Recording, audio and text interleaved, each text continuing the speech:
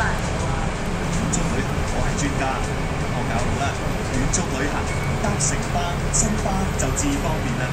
喺星期日同公眾假期，最好就係搭城巴698R 旅遊線去西貢嘅北潭涌、北潭坳、黃石碼頭，由小西灣出發，途經柴灣、筲箕灣、北舊，沿途風光秀麗，景色宜人嘅。喺北潭涌巴士總站落車，可以漫步至麥理浩徑，漫遊全港最大嘅萬宜水庫，欣賞風光如畫嘅浪茄灣。如果想去赤徑，或者香港三尖之一嘅蚺蛇尖，就可以喺北潭坳站落車。而698R 嘅總站係黃石碼頭，嗰度最啱一家大細35支幾 BBQ， 水上活動㗎啦。除咗西貢之外，香港南區仲有好多好去處㗎。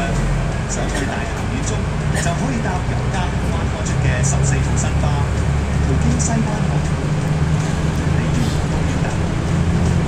喺大潭郊野公園巴士站落車，可以步行至大潭水塘同埋黃泥涌水塘，全程大約2個鐘，最啱一家大細旅行遠足。旅程之後，仲可以搭返城巴、新巴返市區添。如果想去石澳龍脊或者大浪灣遠足，可以喺筲箕灣搭9號新巴，經過柴灣、鯉魚門公園、大潭、石澳郊野公園，然後喺土地灣落車。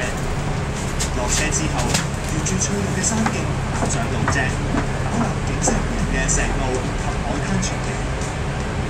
繼續前行，可以到大浪灣，跟住搭返9號新巴返筲箕灣添。爹哋啊，你要帶我去咁多個地方喎。